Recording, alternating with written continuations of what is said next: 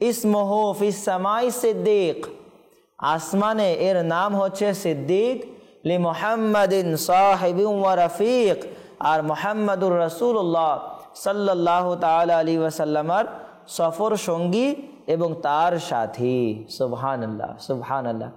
রাসূল আকরাম সাল্লাল্লাহু তাআলা আলাইহি ওয়াসাল্লামের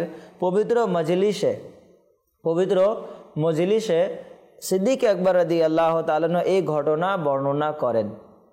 আর যখন ঘটনা শেষ করলেন, কোরবান যান ঘটনা সত্যায়নকারীকে। ঘটনা হচ্ছে সিদ্দিক আকবর রাদিয়াল্লাহু তাআলা আনহুর শিশুকালের ঘটনা। তো ওই সময় তো কেউ ছিল না যে সত্যায়ন করবে তার পিতামাতা ছাড়া। তো সিদ্দিক আকবর রাদিয়াল্লাহু তাআলা আনহু এই ঘটনা নবী আকরাম সাল্লাল্লাহু আলাইহি ওয়াসাল্লামকে বলছেন। এই ঘটনাটি সত্যায়ন কে করেছে? আল্লাহু আকবার, সকল ফেরেশতাদের সরদার হযরতে জিবরিল আমিন আলাইহিস সালাতু ওয়াস সালাম তথায় উপস্থিত হলেন আর আরজ করলেন, সাদাকা আবু বকর ওয়া হুয়া সিদ্দিক, অর্থাৎ আবু বকর রাদিয়াল্লাহু তাআলা আনহু সত্য বলেছেন আর তিনি হচ্ছেন সিদ্দিক, অর্থাৎ সত্যবাদী। সুবহানাল্লাহ, সুবহানাল্লাহ। প্রিয় দর্শক মণ্ডলী, আল্লাহু আকবার।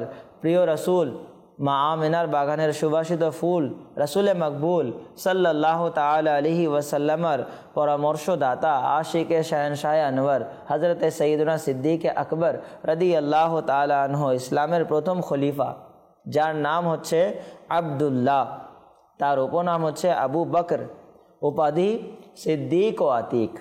এই উপাধি এত প্রিয়। সিদ্দিক মানে হচ্ছে সত্যবাদী, আর আতিক বলা হয় মুক্তকে। তিনি কেন সিদ্দিক হলেন, তার উপাধি কেন মুক্ত হলো, কেন আতিক হলো? এই জন্যে যে সুবহানাল্লাহ, সিদ্দিক অর্থ হলো অত্যাধিক সত্যবাদী। তিনি জাহিলিয়াতের যুগে, অন্ধকারের যুগে এই উপাধিতে ভূষিত হন। আল্লাহু আকবার।